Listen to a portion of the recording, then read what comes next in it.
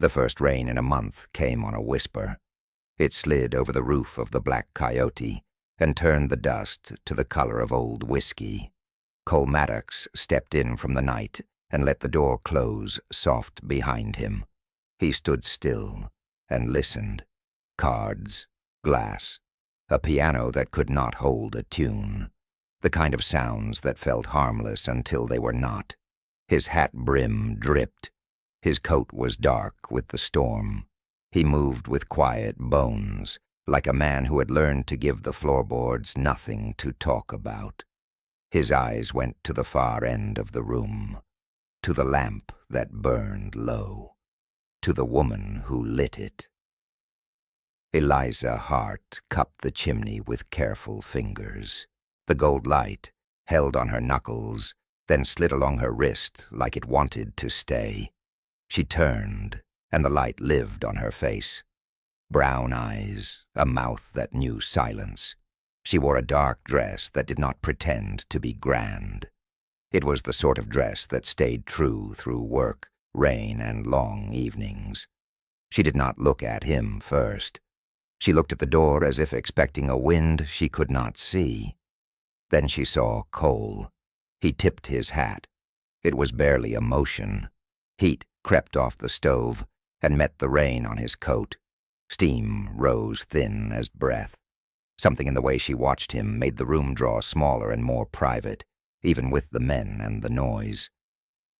He took a table in the corner, back to the wall, view of the door, the stairs, and the mirror behind the bar that showed the room in a weak blur. Habit, not pride. He set his hat down and ran a thumb across the brim. The skin there was rough. Work had done that. Work and whatever had come before work. Eliza brought him coffee without being asked. She set it down and did not move away at once. The heat climbed into his hands. He looked up at her. The rain on the roof got harder. The piano gave up. "You picked a wet night to come back," she said. "Back suggests a place belongs to a man." "Not sure I belong to any place," he said. Her eyes held his. "Not this time," she said. He let the coffee lift the cold from his lungs. The room leaned on the edge of trouble. He felt it in the quiet between words. He heard it in the way the men at the faro table breathed through their teeth. He had learned to hear the small things. Small things saved a life. Eliza folded a cloth and wiped a clean table. She did not need to do it. She did it to stay near. She did it to keep the light between them. In the mirror behind the bar, he watched two ranch hands roll dice. He watched a man in a bowler pretend he knew how to smile. He watched himself, too, a stranger who carried his past like iron under his shirt. "This town does not forget," Eliza said, "but some of us forgive." "Forgive what?" he asked. His voice made the steam shiver. "The lie you told yourself to survive," she said. The stove ticked. Rain pressed against the glass. A man coughed and failed to stand straight. Cole let his gaze drift to the stairs. The second floor held rooms, and rooms held secrets. He could smell old perfume and new regret. He could also smell danger, sharp as new-cut cedar. What he did not know was that men had come in ahead of him. They sat quiet now, hats low, faces turned enough to be forgotten. Their hands rested like they had nowhere else to be. Their eyes rested on him. Eliza saw what he saw. Her breath stilled. She shifted so the lamp shadow fell across him. He felt the shadow touch his cheek, soft as a palm. "You should not have come," she said. "Not if you plan to leave clean. I seldom plan the leaving," he said, "only the staying." The word staying did something to her mouth. It softened the set of it. It undid a knot he could not see. It made the room slow down. But then she whispered, "I have kept something for you." He looked at her hand. She had moved the cloth aside. A small silver pendant lay in her palm. It was a simple thing, a tiny horseshoe set on a thin chain. He knew it at once. The day he left, she had taken it off his neck and held it tight, so he would not see his own shaking. "It belongs to you," she said. "So do certain promises," he said. "Promises break in a storm," she said. "They do not always find their way back." He took the pendant. It burned warm from her hand. He closed his fingers on it and felt a lack he had not named. Outside, thunder walked along the ridge. The piano tried again and failed again. He had left this town after a fire that took a man who had it coming and a man who did not. The sheriff had drawn a hard line under that night and written Cole's name first. Cole did not argue with men who wrote hard lines. He just learned to move around them. Eliza set fresh wood in the stove. She opened the iron door and the room breathed. Firelight walked over her throat, her collarbone, the soft hollow where he remembered resting his mouth. The memory came quick and hot. He looked away. The heat stayed. He heard a chair scrape. One of the men who had come ahead stood. He walked with a look that had nothing to do with where his boots were going. He stopped at the faro table and lost a coin. He laughed. His hand rested too long near his belt. He wanted Cole to see him. He wanted Cole to know he was there. Cole turned his cup just a little. His hands did not shake. He felt Eliza's nearness like rain felt the roof. Her voice lowered. "They think you will stand up first," she said. "Not tonight," he said. "Tonight I sit. Tonight I listen to you talk about anything but guns." Her smile was small. It could not be seen from any table but his. She breathed in, and the shape of that breath told him more than words. She set her hand on the back of the chair across from him. "I went out to the river yesterday," she said. The water ran high. Cottonwoods were loud with leaves. A pair of swallows chased each other like they were proof that the world keeps going. I wanted to believe them. I wanted to believe a person can go out to the edge and come back softer.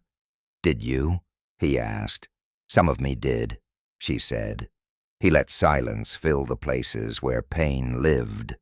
He had learned that silence is a kind of balm. He had learned that presence is a kind of promise. The pendant lay heavy in his palm. He did not put it on. He did not set it down. The man at the faro table lost again. The bowler hat laughed too loud. The bartender reached for the shotgun under the counter and thought better of it. A scout wind came through a crack under the door and tasted of wet sage. A woman sang upstairs. Just a line, just enough to paint the air with longing. Eliza closed her eyes to listen. He watched her lashes tremble. He felt something loosen in his chest. The place where a man keeps his fear made room for something else. He said, "If I leave before dawn, the rain will hide my trail." She said, "If you leave before dawn, you will break something we have not yet fixed." He looked at her. He did not like to be told the truth. He liked it even less when the truth was gentle. Gentle truth leaves a man no reason to fight. What he did not know was that the sheriff had been told. Word rode faster than horses tonight. Men were already in the alley, rain on their hats, cold on their minds, waiting. Eliza's hand brushed his. It was nothing. It was everything. Warmth traveled up his arm like light through whiskey. He felt the room fall away until it was only her, the lamp, the stove, the soft rain, the nearness of a woman who could bear the weight of his name. "Stay," she said. He tasted the word. It tasted like honey and iron. It tasted like the first calm after a storm. If this story has warmed a quiet corner of your heart, stay close. The night still holds more to tell. Like, share, or comment if you have felt that same quiet longing under a western sky. The rain kept falling through the night, turning the alleys into mirrors and the road into slow rivers. The saloon's lamp burned low, its flame flickering like a heartbeat that refused to give up. Cole sat where he had been, the pendant heavy in his palm. Eliza moved behind the bar now, her hands busy with glasses that did not need cleaning. Each motion was quiet, careful, as if sound itself might draw the wrong kind of attention. He felt it before he saw it, the change in the air. When a man has spent years hunted, he learns the shape of danger even when it hides in peace. The faro table had gone still. The laughter had turned to whisper. The men who came ahead of him were waiting for a signal. He did not need to see the sheriff's star to know they belonged to it. Eliza's voice broke the silence like a match in the dark. "Still drink your coffee black?" "Black as the nights I've walked," he said. She poured another cup. Her hand trembled once, then steadied. He noticed. He always noticed. She set the cup before him and let her fingers brush his for half a second too long. Warmth pulsed through both of them, the kind that held more truth than words ever could. "You could ride out before dawn," she said softly. "Head south. There's no law past the river." "There's always law," he said. "It just changes its face." The thunder rolled far off, slow and heavy. It sounded like memory. Cole looked into the dark mirror behind the bar. The reflection showed everything a man needed to know. Two strangers pretending not to watch him, and Eliza standing too close for safety. He leaned back in his chair, voice quiet. "You've got men here who don't belong to this town." "I know," she said. "They came asking for you, said you took something that wasn't yours." "Truth," he said, "but it wasn't gold they meant." Her eyes lifted. The storm outside cracked white light through the window, and in that flash, he saw the pain she carried like an old scar. "They think you killed the sheriff's brother," she said. "They think right," he answered, "but not for the reason they tell." The words dropped between them like spent shells. She didn't flinch. She only drew in a breath, slow and deep, and when she exhaled, her voice was softer. "Was it revenge?" "No," he said. "It was mercy." Rain pressed against the windows harder. The world outside disappeared behind a silver curtain. Cole's hand went to the pendant again. He turned it once in his palm, then looked at her. "When I left, I thought I was protecting you." "You weren't," she said. "You were protecting your guilt." He almost smiled. "Maybe both." The faro table scraped again. Chairs moved. One of the men stood and tipped his hat toward Eliza. A signal wrapped in politeness. She didn't return it. Her eyes stayed on Cole. He saw the message behind her stillness. "They're ready." He rose slowly. Every sound in the room shifted with him. The sheriff's men waited for him to make a mistake. He didn't. He reached for his hat, set it on his head, and turned toward the door. Eliza spoke under her breath. "Cole, please." He stopped, but didn't turn. "You said I broke something when I left," he said. "Tonight, I'll fix it." He walked out into the rain. The cold bit through his coat, but he didn't mind. Water ran down his face, down the stubble along his jaw. He crossed the porch and stepped into the muddy street. Behind him, the saloon door swung shut, soft and final. Two figures stepped from the alley. "You took your time, Maddox," one said. "Rain makes men slow," he answered. "Sheriff wants you alive." Then he should have sent better men. The fight came quick, always does when words run out. Lightning split the sky, white and merciless. Cole drew first, not from anger, But from memory, 2 shots echoed against the wet wood of the saloon. One man fell. The other stumbled back, gun half drawn, before the storm took his courage and his balance. Both. Cole's hand shook once when it was over. He looked down at the bodies. Rain washed the blood into the street until it looked like wine. He slid his gun back into the holster and turned toward the saloon door. Eliza was there. She had come out without a coat, hair dark with rain. She looked at him, not with fear, not with pity, but with something older, deeper. "You didn't have to do that," she said. "They came for me. They came because of me," she said, "because I sent word when I thought you'd never come back." Her voice cracked. The confession hit him harder than the thunder. He closed the distance between them in 2 steps. Rain ran down her face, and he couldn't tell what was storm and what was tears. "Why?" he asked. "Because I was tired of ghosts," she said. "I needed to see if you were real." He lifted his hand and brushed her cheek. It was the smallest touch, but the night seemed to pause around it. "I'm real enough," he said. "Then stay," she whispered. "Stay and make this right." He looked past her to the saloon's shadowed doorway, the only place that had ever felt half like home. Inside, the stove still burned. The fire still waited. "Not yet," he said. "There's more coming." "What?" "The sheriff," he said. "He'll ride in by dawn." Her breath caught. "Then we've got till sunrise." He nodded. "Till sunrise." The rain eased. Steam rose from the ground, carrying the smell of iron and smoke. She took his hand, fingers cold and shaking, and led him back inside. The saloon door closed once more, shutting the storm out, but not the danger. Eliza lit another lamp. The room glowed warm, soft, forgiving. Cole sat again in his corner. His heart slowed, not from peace, but from something close to it. She poured whiskey this time, not coffee.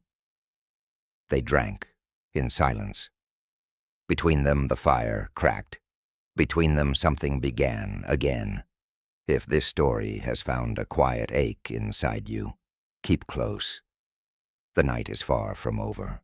Like, share, or comment if you felt the rain wash away an old regret beneath a western sky. The rain ended before dawn, leaving the air heavy with the smell of wet earth and old smoke. A pale mist crawled over the street, swallowing the tracks left in the mud. Inside the Black Coyote, the lamps burned low, their light caught in the thin haze of whiskey and ash. Cole sat by the window, coat draped over his chair, eyes on the fading dark. Eliza leaned against the bar, arms folded, watching him without trying to hide it. Neither spoke for a long while. Words were dangerous things between them. Too sharp, too honest. The quiet was safer, and somehow louder. Finally, Eliza broke it. "You never did tell me why you came back." He looked down at the pendant in his hand. The silver glowed faint in the lamplight. "Maybe I got tired of running from ghosts." Her lips curved, just enough to show sadness. "Or maybe you ran out of places to hide." "Maybe," he said. The truth sat between them like another person in the room. He had come back because the desert had grown too quiet without her voice in it, because every wind through the canyons had begun to sound like her name, because the past doesn't fade. It waits. Eliza poured 2 more drinks, slow and steady. "You think the sheriff will wait till morning?" "No," Cole said. "He'll ride in with the first light. Men like him think dawn makes them holy." She smiled without humor. "And you?" "I've never been holy," he said. She walked toward him, her boots soft against the floorboards. The hem of her dark dress brushed the wood like a whisper. She stopped close enough that he could feel the heat from her skin. The scent of rain and smoke clung to her. "You killed his brother," she said, "but not for revenge. Then why?"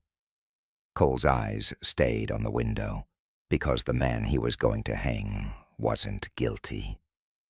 Her breath caught. "You took the blame for someone else?" "I took it because I knew the boy wouldn't last a night in a cell.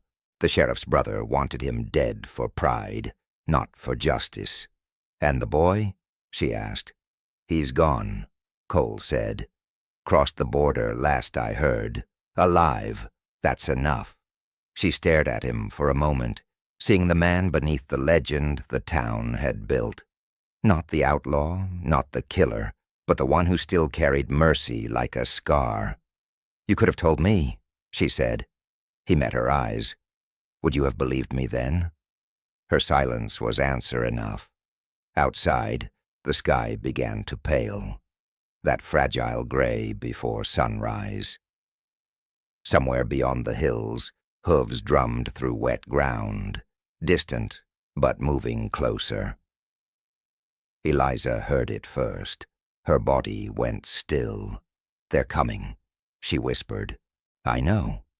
He stood, slipped the pendant into his pocket, and reached for his gun belt. The leather was worn smooth from use, the metal dull but ready. He checked the chambers, every motion slow and sure. Eliza's voice trembled, softer than the wind. "You could still ride out the back. The river's swollen, but you could make it." He shook his head. "Running only works if a man's got nothing left worth staying for." "And what do you have here worth staying for?" He looked at her then, really looked. The firelight in her hair, the fear she tried to hide, the longing she could not. "You," he said. The words seemed to break something open inside her. She stepped closer until the air between them vanished. Her hand rose to his face, fingers tracing the rough line of his jaw. "You think you can make me believe in peace again?" He caught her wrist gently. "No," he said, "but I can stand beside you while you find it." Outside, hooves grew louder. The sheriff's riders were near. Eliza's breath hitched. "Cole, they'll kill you." He smiled faintly.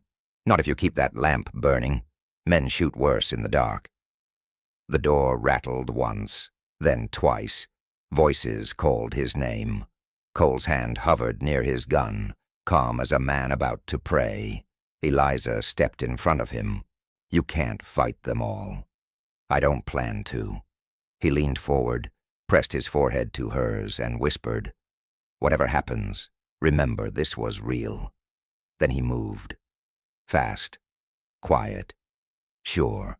The door burst open, and 3 men stepped inside, dripping rain and rage. The sheriff's voice came from behind them, cold and steady. "Cole Maddox, lay down your iron." Cole didn't. He stood between the firelight and the dawn, a shadow cut in 2 colors, gold and gray. His voice carried through the room like a low chord. "I never killed an innocent man, Sheriff. Can you say the same?" The sheriff's jaw tightened. "You think mercy gives you a right to walk free?" "No," Cole said, "but it gives me a reason to stay standing." The first shot cracked the silence. Glass shattered. Eliza screamed. Smoke filled the room, hot as and bitter. Cole dropped behind a table, firing once, twice. The men fell like they'd forgotten how to stand. Eliza crawled to the bar, pulling a rifle from beneath the counter. Her hands shook, but her aim was steady. She fired once, the sound thunder loud in the small room. The last of the sheriff's men dropped. Then came silence. Smoke twisted through the lamplight, thick and gray. Cole rose slowly. The sheriff was gone. The rain had started again outside, soft and cold. Eliza leaned against the bar, chest heaving, eyes wide. "You shouldn't have," he said. "I wasn't about to let them take you," she whispered. He walked to her, hands gentle on her arms. "You saved me." "No," she said, her voice breaking. "I just refuse to lose you again." He brushed her hair back, the touch slow, reverent. Their faces were close now, close enough for truth. Outside, dawn finally broke, thin and gold over the soaked horizon. If this story has touched a quiet place inside you, stay close. The morning carries more than light. Like, share, or comment. If you've ever fought to hold on to something real beneath the western sky, the first light of morning slipped through the broken window, pale and unsure, falling across the tables scattered with glass and gun smoke. The storm had passed, but the air still carried the weight of what had been done. Cole stood near the door, watching the mist rise off the street. His hands were steady now, his breathing slow, a man who had seen death too often to call it surprise. Behind him, Eliza moved through the wreckage. She gathered what could be saved, turned over chairs, swept the shards into a pan. Her movements were quiet, her face unreadable, but her shoulders trembled. When she looked up, her eyes found his. "They'll come back," she said. "I know. They'll hang you this time." "Maybe," he said. "Maybe not." Her voice dropped low, sharp as fear. "You think mercy will protect you again?" "I don't expect mercy," he said. "Not from them, not from the world, but I've still got a choice in how I meet it." Eliza stopped. Her hand tightened around the broom. "And what about me? What choice do I get?" He turned then, the light catching the rough edge of his face. "You get to live, Eliza. You get to stay. Without you." He said nothing. The silence was its own kind of truth. She crossed the room and stood in front of him, close enough that he could feel her heartbeat through the thin space between them. Her hair smelled of smoke and rain. "You left once, Cole. You said it was to protect me. If you do it again, it's just running." He looked down at her. "You don't understand. Then make me," she said. He took a breath that shook more than he wanted it to. "The sheriff won't stop. Not after last night. He's a man who needs blood to balance the law. If I stay, he'll burn this town to the dirt just to get me. I won't let that fire touch you." Her hand came up to his chest. "You think you can still protect me by leaving? The moment you ride out that door, you'll take every safe thing I've ever known with you." The words cut him deeper than a bullet. He caught her wrist gently, his thumb brushing her pulse. "You'd wait for a man who can't promise to come back." "I've waited for less," she said. Something broke inside him then. Not loud, but deep. He pulled her close, and for the first time since he'd walked into that saloon, he let himself breathe like he belonged. Her head rested against his chest, and the world outside could have burned, and he would not have noticed. The moment held, long enough to remember what it was to be human, long enough for peace to feel possible. But the spell cracked with the creak of the door. A boy stood there, thin, soaked, no more than 17. His hat drooped with rain. He looked at Cole with wide, scared eyes. "They're coming," he said. "Sheriff's got half the town with him. They're riding this way." Cole nodded once. "How far?" 10 minutes, maybe less." "Get inside," Cole said. "Stay low." The boy hesitated, glancing between them. Eliza recognized him first. "Evan," she whispered. "You shouldn't have come back." "I owed him," the boy said. "He saved me once." Cole's jaw tightened. "You should have stayed gone." "And leave you to hang for me?" Evan said. "No, sir." Eliza looked between them, the pieces clicking together. "He's the boy, isn't he? The one you took the blame for?"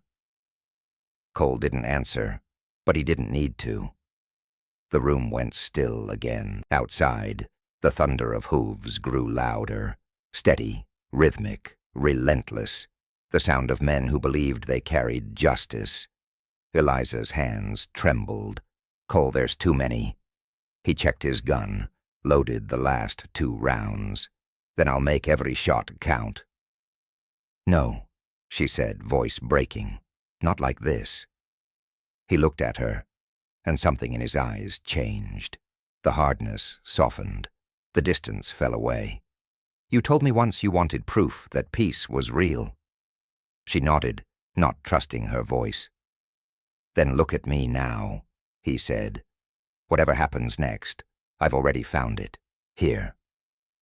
He kissed her, slow and sure, like a man sealing his fate. The rain had stopped outside, but it still ran down the window in crooked lines, catching the pale light of morning. The boy watched them, hat twisting in his hands. "Cole, I can talk to the sheriff. He'll listen to me." "No," Cole said. "He won't listen to words, only to what's left after." Eliza's fingers clung to his coat. "Then let me stand with you." He touched her cheek. "If you love me, stay alive." The sound of hooves turned to shouts. Then the first rifle cracked in the distance. The bullet tore through the upper window, showering glass like rain. Cole pushed Eliza to the floor behind the bar. "Stay down," he said. Evan ducked beside her, hands shaking around a pistol that looked too big for him. Cole stood, shoulders square, eyes calm. He stepped to the door, opened it wide, and looked out at the line of riders gathering in the street. The sheriff sat tall in the saddle, his face hard as stone. "Cole Maddox," he called. "You got one chance to come out without blood." Cole's voice carried back, low and steady. "You already brought blood, Sheriff. The rest's on you." Another shot split the air, then another. Cole fired once, twice, each round clean, measured. The smell of gunpowder filled the morning. Eliza cried out his name, but the sound vanished under the thunder of rifles. Smoke rolled through the doorway, thick and gray. Cole's figure blurred in the haze. A shadow among firelight and dawn, and then for a heartbeat, silence. Eliza's breath caught in her chest. She rose slowly, eyes searching the smoke. "Cole?" No answer. "Only the wind, if this story has found a quiet ache in you. Stay close. The sun has not yet reached its truth. Like, share, or comment if you've ever felt love and fear stand side by side beneath a western sky." Smoke still hung in the air, curling through the broken door like a ghost unwilling to leave. Eliza's lungs burned with it. She pressed a hand to her mouth, eyes stinging from more than the gunfire. The world had gone quiet again. That terrible stillness that only comes after violence, when even the wind forgets how to move. "Cole?" she whispered. The name barely left her lips. She pushed herself to her feet, stepping over shattered glass and fallen shells. Outside, the morning light had turned sharp, cutting through the gray like a blade. The street was littered with spent casings and boot tracks. 2 bodies lay still near the trough, one of them the sheriff's horse. But of Cole, there was no sign. Then she saw him, kneeling by the porch rail, gun still in hand, blood dark on his sleeve, alive, but barely. She ran to him, the boards creaking beneath her boots. "Cole." He turned his head, slow, eyes heavy. "You shouldn't be out here." "You shouldn't be standing," she said, voice trembling. "You're bleeding."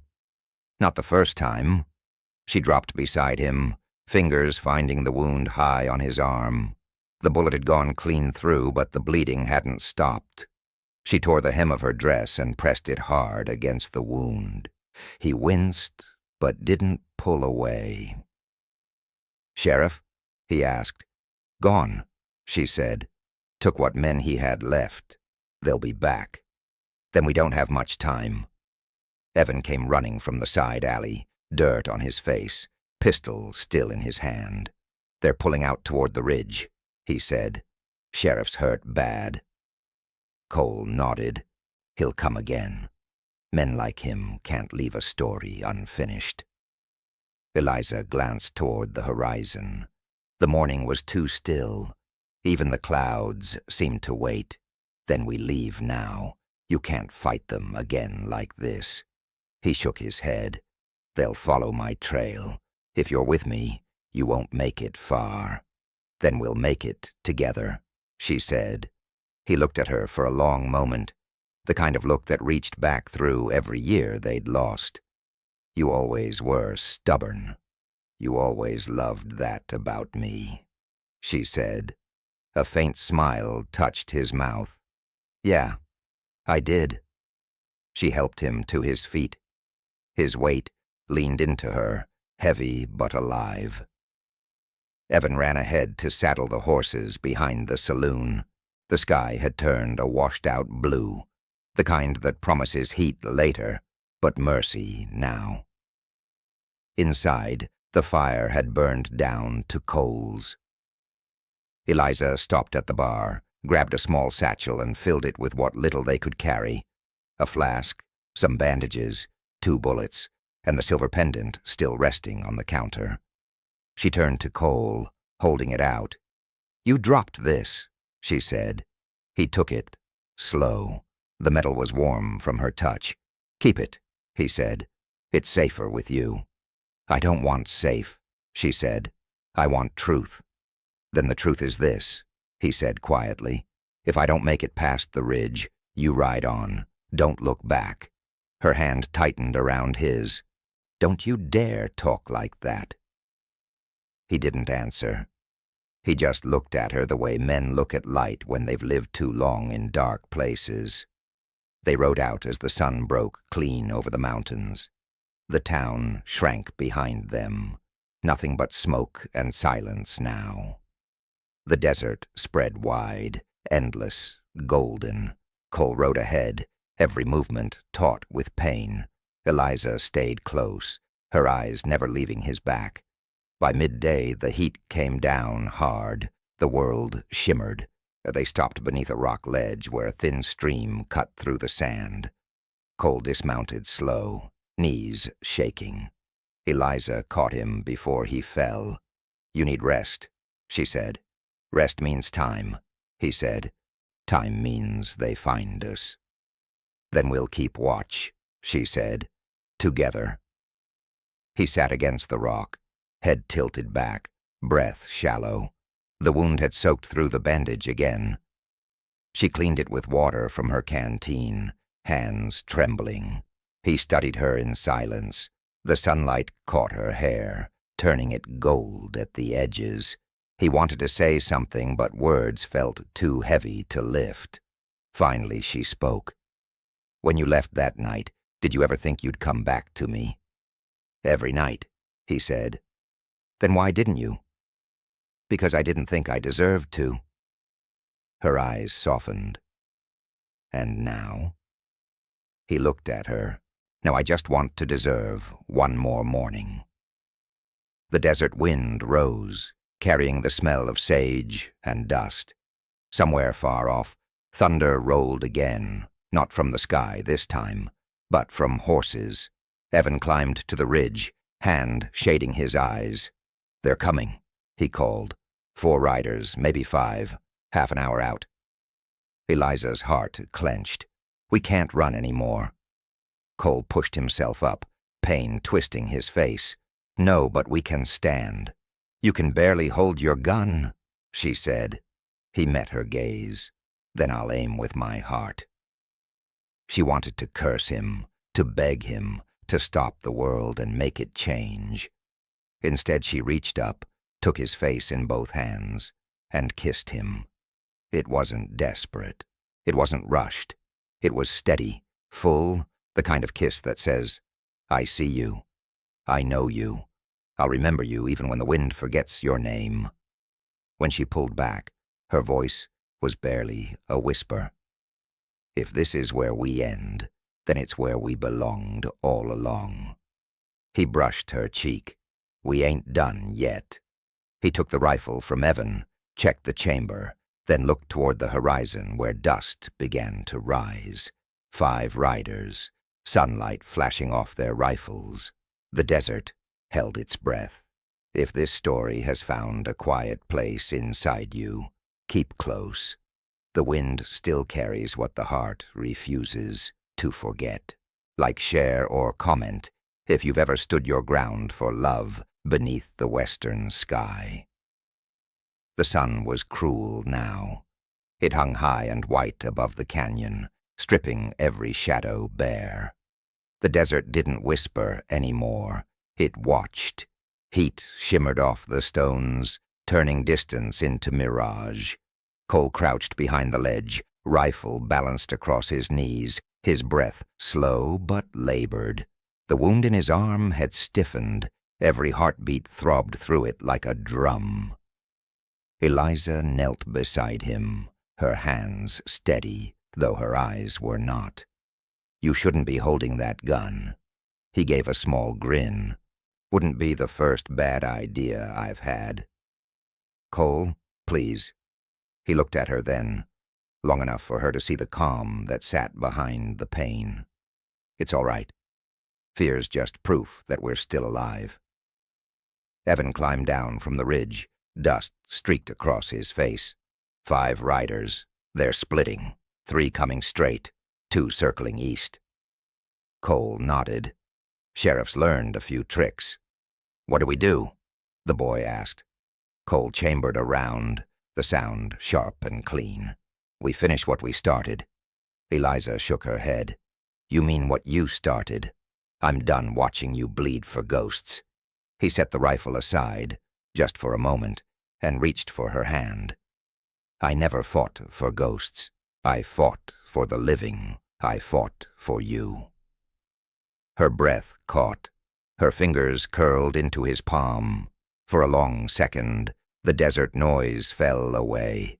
The wind, the far-off hooves, the rattle of heat. All that remained was their quiet breathing and the shared weight of everything they'd never said. Then the boy's voice broke the spell. "They're close." Cole let her hand go, stood, and took position behind a boulder. He scanned the open plain. Dust rose low and steady, a promise of violence moving closer. Eliza grabbed the rifle lying by her knee. "If you're staying, I'm staying." "You ever shot at a man before?" he asked. "I've waited for one long enough. I figure that counts." A small smile flickered through his beard. "All right then. When I fire, you aim for the echo." The riders appeared through the haze, dark shapes cutting across the gold of the sand. The sheriff rode front, bandaged arm tied close to his chest, eyes hard as flint. His voice carried through the canyon. "You can't outrun judgment, Maddox." Cole raised his rifle, never tried to. The first shot cracked like lightning. One rider dropped from his horse before the echo faded. The rest scattered, returning fire. Bullets struck stone, throwing chips into the air. The canyon filled with thunder and dust. Evan ducked low, firing wild. Cole called out over the noise. "Hold your aim, boy. Don't waste your courage on noise." Eliza stayed close, her back against the rock, hands shaking around the rifle. "Cole," she shouted. "They're flanking." "I see them." He moved before she could stop him, down the slope, into open light. The sheriff's men were faster, younger, unhurt, but Cole had the ground. He waited until one crossed into range, then fired once. The man's horse reared, throwing him hard. "Two left," Evan cried. The sheriff reined in, face streaked with sweat and hate. "You always bring ruin, Maddox, everywhere you go." Cole's voice was calm. Maybe, but at least I know what I ruined for. He fired. The bullet tore through the sheriff's hat, grazing his head. The man flinched, then fired back, the shot grazing Cole's shoulder. He staggered, nearly fell, but stayed upright. Eliza ran toward him, ignoring Evan's shout. "Cole! Stay back!" She didn't listen. She reached him just as another bullet hit the rock behind them, shattering it into dust. They fell together behind cover, breath tangled, skin hot from the sun and fear. He looked at her, so close that every word brushed her lips. "You should have stayed hidden." "I told you," she said. "If this is where it ends, I'm not ending without you." Something fierce flickered behind his tired eyes. He lifted his hand, brushed a lock of hair from her face, and kissed her. Hard, fast, real. The world seemed to stop for that heartbeat. The wind itself forgot to move. Then he pulled away. "On my count," he said. "For what?" "For the rest of it." He rose, fired once more, then again. The echo filled the canyon. One man fell, the other turned and fled. Only the sheriff remained. Cole stepped out into the open, bleeding and unsteady but unbroken. The sheriff faced him from 30 yards away, revolver raised. "You could have been something better," the sheriff said. "I tried," Cole answered. "Didn't take." They fired at the same time. The sheriff's bullet tore through Cole's side. Cole's shot hit clean, straight through the sheriff's chest. The man slid from his saddle without a word. Eliza screamed his name and ran to him. He was still standing, barely. The rifle dropped from his hands.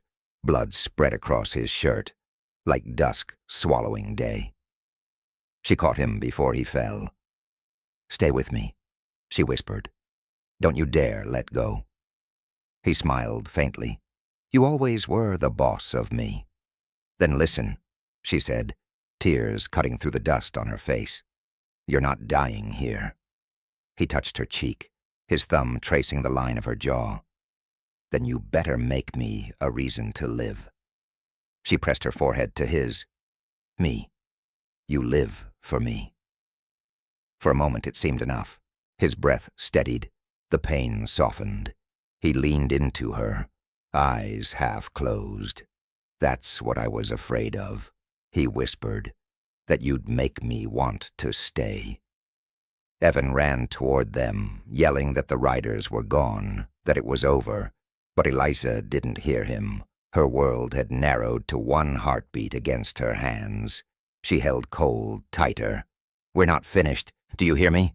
We're not finished." His lips curved into a ghost of a smile. "Then let's see what the dawn has left for us." The wind shifted. Clouds gathered again over the horizon, carrying the smell of rain. The desert began to cool, softening from gold to gray. Eliza looked toward the distance and saw the first flicker of lightning far away. Hope, maybe, or warning. If this story has touched a hidden corner of your heart, stay close. The storm has not yet spoken its last word. Like, share, or comment if you've ever held someone through both fire and silence beneath the western sky. Rain came again at dusk, slow at first, then steady, soft enough to hide the smell of blood. Eliza tore strips from what was left of her dress and wrapped Cole's wound, her hands slick with crimson. The sky had turned the color of bruised lavender, the kind that makes the desert look almost kind. But the man in her arms was losing color fast. "Don't talk," she said. "Just breathe." He tried to laugh, but it came out as a hiss. "You give too many orders, and you never listen." She tied the bandage tight. He winced, but said nothing. Evan crouched a few yards away, keeping watch, his pistol ready, though his hands still trembled from what he'd seen. The boy looked older now. War does that faster than years ever could. "We need shelter," Eliza said. "There's an old line cabin east of here. I remember it from before." She stopped, swallowed. "Before you left." Cole's eyes opened, gray as smoke. "I remember it too." They helped him onto the horse. He held the reins loosely while Eliza rode beside him, one hand gripping his arm to keep him upright. The rain thickened, cold needles against their faces. By the time they reached the cabin, twilight had swallowed the hills. Inside, dust and memory filled the air. The place had been empty for years. A rusted lantern still hung near the door, and a hearth sat cold at the far wall. Eliza found kindling, struck a match, and coaxed a flame to life. The light grew slow and gold, touching the cracks in the wood and painting warmth where there'd been none. Cole sat against the wall, head tilted back, breath ragged. "I never thought I'd see this place again." "Don't start saying things like that," she said. "You're not done yet." He gave a faint grin. "You sure?" "I'm sure," she said. "You've got too much left to atone for." She unbuttoned his shirt carefully. The blood had dried against his skin. Her fingers brushed his chest, and for a second the air between them changed. Thicker, deeper, alive. The firelight flickered across his collarbone, the hollow of his throat. He caught her wrist gently. "Eliza, don't stop me," she whispered. "I'm not," he said, "just making sure you're real." She looked at him, her voice low. "You always said the desert keeps what it loves. Maybe that's why it didn't take you. Or maybe it was waiting for you to find me first." For a long while, there were no more words, only breath and rain, and the slow rhythm of fire crackling to life. She cleaned the wound, pressing a warm cloth to it, whispering something soft she didn't even realize she'd said. He closed his eyes, letting the sound of her voice anchor him to the living. Evan dozed near the doorway, rifle across his lap. The wind rattled the roof, but the little cabin held. "Tell me something true," she said at last. He opened his eyes. "Something true? Yes, not about guns, not about guilt. Something only you would say if the world was listening." He took a slow breath. "When I left, I thought leaving you would make me lighter. But the farther I rode, the heavier I got. Turns out some hearts don't follow orders." Her eyes glistened. Mine didn't either. He reached up, his hand trembling, and touched her face. "You should have found someone easier." "I didn't want easy," she said. "I wanted you." She leaned down and kissed him. The first touch was cautious, like remembering an old prayer. Then he answered, and the kiss deepened, slow, hungry, full of everything the years had stolen. Outside, rain whispered against the roof, steady as a heartbeat. When they parted, she rested her forehead to his. "You're staying," she said. "Do you understand me? You're staying." He smiled faintly. "If you keep kissing me like that, I might." They both laughed then, quiet, broken laughter that somehow mended what bullets couldn't. Later, when the fire had burned low, she lay beside him, her head against his shoulder. His arm came around her, heavy but warm. "You remember the first night we met?" he asked. "Of course. You spilled whiskey on my skirt and called it an accident." "It was." "No, it wasn't." He chuckled softly, and she felt it through his chest. "You were too proud to dance. And you were too drunk to ask. Still turned out fine," he said. "Maybe it still can." His hand traced slow circles on her back. "You really believe in that?" "In what?" "Something still can." "I have to," she said. "Otherwise none of this means anything." The storm moved off, leaving only the hiss of dying rain. The fire dimmed to embers. In that soft orange glow, the cabin felt like the whole world. Just two hearts, one promise, and silence. She whispered, "When this is over, we'll ride north. New Mexico, maybe farther. We'll find a place nobody knows your name." He smiled against her hair. "You'll get tired of me. I've waited half my life. I think I can manage the rest." He wanted to answer, but sleep pulled at him. His breathing slowed. She watched him drift, her fingers still tracing the edge of the bandage, her eyes never leaving his face. Outside, dawn began to rise again, quiet, golden, forgiving. If this story has found a tender place inside your heart, stay close. The fire still breathes its warmth. Like, share, or comment if you've ever believed love could outlast the storm beneath a western sky. By the time the sun cleared the ridge, the storm was gone.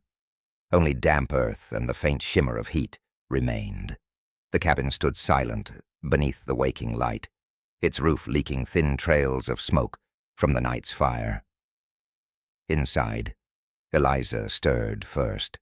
She rose quietly, wrapped a shawl around her shoulders, and watched the man who slept beside her. Cole lay still, the color back in his face, his chest rising slow but steady. The line between his brows had eased, the way it only did when he forgot he'd lived too long on the edge of a gun. She brushed a thumb along his jaw, gentle enough not to wake him.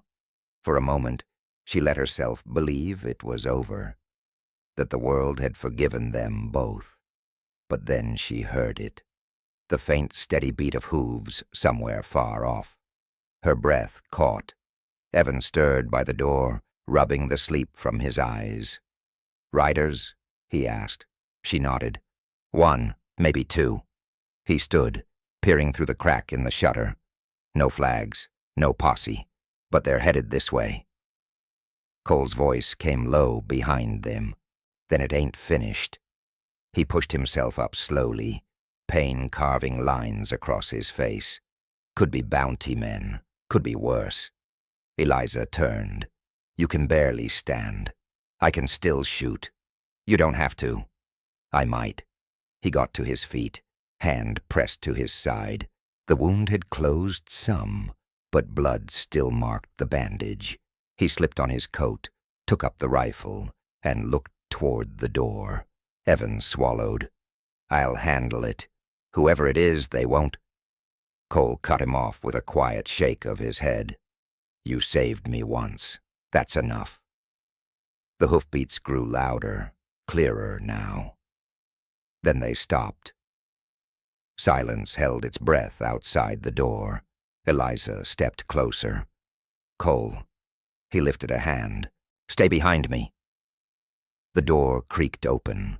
A man stood in the doorway, older, lean, dressed in a dust-gray coat that had seen more miles than mercy. His eyes were tired, but not cruel. He carried no gun in hand, only a letter tucked in his vest. "Cole Maddox," the man said. "Name's Grant. I rode for the sheriff once." Cole's finger tensed on the trigger. "You rode for him?" "Did. He's dead now, buried by sunrise 2 days back. The town's got a new law, and they want it clean." Eliza's breath caught. "Then it's over." Grant's eyes moved to her, soft with something like respect. "For him, maybe. For Maddox here, that depends." Cole lowered the rifle, but only a little. "On what?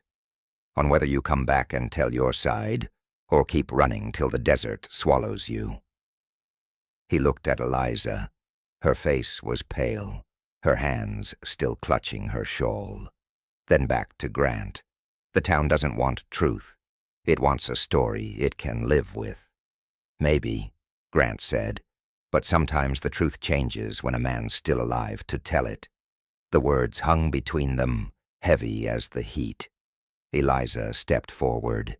"If he goes back, they'll hang him before he speaks." Grant shook his head. "Not with the boy there to swear it right. The kid's got courage, They listened when he told them who fired first. Cole looked to Evan. The boy straightened, chin up. I told them everything, about your shot, about why you did it. Cole exhaled slow, a sound somewhere between relief and grief, so the town finally knows what it buried. Grant nodded. They ain't saints, but they ain't blind neither. If you come back, it ends clean. Eliza stepped closer to Cole, her voice shaking. You can't go back. Not yet. You're not strong enough. He touched her hand. If I don't, the past follows us anyway. You know that. I don't care, she said. I just want you breathing. He smiled faintly. That same small, crooked smile that always made her want to hit him and hold him all at once. You're the only thing that's ever made me want to. Grant waited by the door, hat in hand. If you're coming, we ride by noon. Cole nodded, but didn't answer. After the man left, Eliza turned on him, anger trembling under her voice. Don't you dare do this. You gave that town enough. He looked at her, steady and quiet. I gave it everything but the truth. Maybe it's time. She pressed her hands to his chest, as if she could keep him there by touch alone. You think walking into that town fixes what they broke? No, he said, but maybe it fixes what I broke. Her eyes filled. And what about me? He brushed her cheek. You'll come after, when it's safe. No, she said. Where you go, I go. The fire cracked behind them, the smell of rain still fresh through the open window. He drew her close, resting his forehead to hers. You've always been the braver one. Then let me prove it, she whispered. He kissed her, soft this time. No urgency, no goodbye, just a quiet promise that hurt as much as it healed. Outside, the light shifted gold. A hawk circled high, its shadow sweeping over the land that had carried both their sins and their salvation. Evan packed the horses. Grant waited by the trail. Cole looked back once at the cabin, at the fire, at the woman who had made him believe in something beyond survival. He whispered, If I don't make it back. She cut him off. Then I'll come find you, one way or another. He nodded once, then turned toward the horizon. The sun flared across the land, bright and endless. If this story has reached a tender corner of your heart, stay close. The journey isn't over yet. Like, share, or comment if you've ever loved someone enough to walk beside their past beneath a western sky. The road back to town was long and dry. The air shimmered with heat, and the sound of cicadas filled every empty space. Cole rode slow, his body aching from the wound, each breath a reminder of what he still owed. Eliza rode beside him despite his protest, her hair loose in the wind, her face calm but unyielding. Behind them, Evan followed in silence, and Grant led the way, hat low against the sun. They passed the ridge where the fight had begun. The sand still dark where blood had dried. The wind moved over it without care. Cole watched it fade behind him and said quietly, Funny how the desert forgets faster than people. Eliza looked at him. Maybe it just forgives faster. By midday, the town appeared. A smear of wood and smoke on the horizon. The same crooked church spire. The same saloon sign hanging by one chain. The same silence that always came before judgment. Grant slowed his horse. You sure about this? Cole nodded once. A man can't spend his life running from what he's already done. Eliza's jaw tightened. And if they don't listen, then I'll make sure they do. They rode in as the sun reached its peak. The townsfolk came out from porches and doorways, faces wary, eyes narrowed. Some whispered, some turned away. The sheriff's office stood at the end of the street, the door open, a new badge hanging over the frame. Cole dismounted, boots heavy on the dust. Eliza started to follow, but he touched her arm. "Stay with the horses." "No." "Eliza, you said you wanted truth. Then let them see who's worth believing." He didn't argue. He just took her hand once. Firm, grounding, before they walked together down the main street. Inside, the new sheriff sat behind a desk, young, hard-eyed, but not cruel. He looked up when Cole entered. "Maddox." "Sheriff, you know what they called you here for?" "I do. I'm here to set it right." The man leaned back, studying him. "The townsfolk say you killed 2 deputies and my predecessor's brother." "I did," Cole said, "but the boy they meant to hang was innocent." Evan stepped forward, voice steady. "I was that boy. I told them everything. He saved me." The room went still. Outside, the murmur of the crowd drifted in. The sheriff's gaze flicked to Eliza. "And you?" She met his eyes without flinching. "I saw what this town did to him. You took his peace, his home, and the only good thing he had left. If you've got a shred of decency, you'll let him keep his name." The young sheriff was quiet for a long time. Then he stood. "I read the reports. The law wasn't clean back then. Maybe it still isn't. But a man who stands for truth when it costs him everything, that's the kind this town could use." He reached into the drawer, pulled out a folded paper, and dropped it on the desk. "Official pardon. Signed at dawn. You walk free, Maddox." Eliza exhaled, her knees weakening. Cole stood silent, the weight of it slow to settle. "Just like that." The sheriff's eyes softened. "Nothing's ever just like that. But sometimes the law gets one more chance to be human." Grant stepped forward. "Told you it'd end clean." Cole nodded once. "Clean enough." The sheriff looked at Eliza. "Town'll need rebuilding. Might even need a saloon worth walking into again." She smiled faintly. "Maybe. But not yet." They left the office together. The crowd outside parted, murmuring. Some nodded, some didn't. Cole didn't look at them. He looked at the sky. Blue, wide, endless. He hadn't seen it look that big in years. At the edge of town, Eliza turned to him. "It's done." He shook his head. "Not done. Just forgiven." She smiled softly. "Sometimes that's the same thing."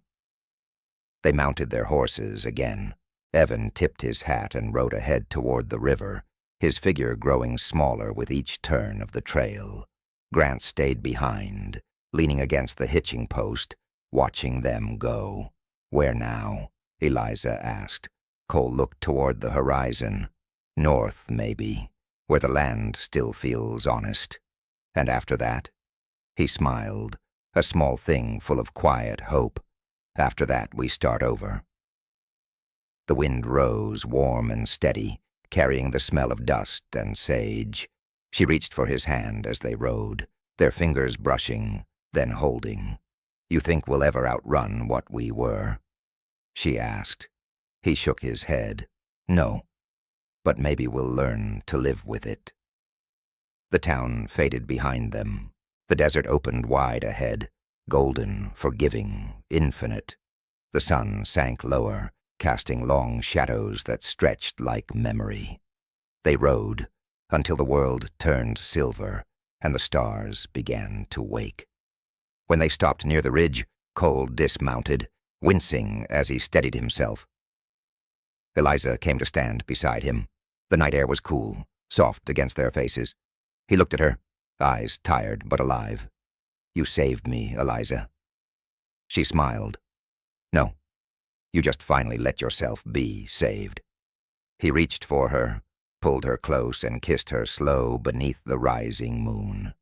A kiss that wasn't about danger or guilt or running, just living. When they parted, she whispered, "What now?" He looked toward the stars. "Now we see what peace feels like." If this story has found a soft place in your heart, stay close. The dawn holds one last promise yet. Like, share, or comment if you've ever believed redemption could wear the face of love beneath a western sky. Night stretched wide over the desert, a velvet hush broken only by the low hum of wind through sage and stone. The fire crackled softly between them, its light painting gold on their faces. Cole sat close enough to feel its warmth against his palms. Eliza leaned beside him, her shawl wrapped around both their shoulders. It was the kind of silence that felt full, not empty, the kind born from survival. He watched the sparks rise and fade into the dark. "Strange," he said quietly. "All those years I thought peace was something a man had to chase. Turns out it was sitting here the whole time, waiting for me to stop running." She smiled, the kind of smile that didn't need light to be seen. "Maybe peace was just waiting for you to come home." He turned to her. "Is that what this is? Home?" Her fingers found his. "It's where you can finally rest. So yes, I think it is." He looked down at their hands. Hers soft, his scarred. And for the first time in longer than he could remember, he didn't feel unworthy of what they held. The fire popped. A coyote called in the distance, its voice carrying across the sand. Cole lifted his head to listen. "You ever notice how everything out here sounds lonely until you're not alone anymore?" She rested her head against his shoulder. "Lonely doesn't scare me anymore." He drew a slow breath. The smell of rain still lingered in the air, faint and sweet. "You could have left me to die," he said. "I did," she whispered, "but my heart didn't listen." He laughed softly, the sound breaking like old wood. "You always were stubborn, and you always loved that about me." He smiled. "I still do." They sat that way until the fire burned low. The stars wheeled above them, clear and cold. The desert stretched forever, endless, forgiving. Eliza broke the quiet first. "When you rode back into that town, I thought I'd lose you again. I thought that's how stories like ours end." He shook his head. "No, stories like ours don't end. They fade into the land and wait to be told again." She smiled through the shimmer of tears. "You think someone will tell it right?" "Maybe not, but they'll feel it right." He took the pendant from his pocket, the little silver horseshoe that had followed them through every mile of pain. The chain gleamed in the dying firelight. He held it out to her. "This belongs to you now. Not as a promise, not as a debt, just a truth." She took it and slipped it over her neck, the metal resting against her heartbeat. "Then here's mine," she said softly. "Wherever you go, you don't go alone." He pulled her close again, kissed her once, slow and deep, until even the stars seemed to hold still. When the dawn came, it came quiet. A thin stripe of gold stretched across the horizon, turning the sand to fire. Cole stood, the light catching the dust on his boots. Eliza rose beside him, her hair glowing in the sunrise. They looked out over the land, raw, endless, beautiful. And for the first time, it didn't feel like something to escape. "What do you see?" she asked. He took her hand. "A life I don't have to run from." She squeezed it gently. "Then let's ride toward it." They mounted up as the first warmth of morning touched their faces. Behind them, smoke drifted from the last embers of the fire. Ahead, the open desert waited. Quiet, unclaimed, full of new breath. He turned once more to her, his voice low and sure. "Eliza Hart, if the world forgets us, let it. I'll still remember how you looked the first time the dawn found us free." She smiled, tears bright in her eyes. Then that's enough. They rode out, side by side, the rising sun casting two long shadows that moved as one, through dust and wind and silence, until the horizon swallowed them whole. If this story has touched a tender place in your heart, let its fire stay with you. Like, share, or comment if you believe love can heal what the West once broke. And if you're still listening, maybe your heart heard something familiar beneath this western sky. Don't let it fade. Keep riding with us.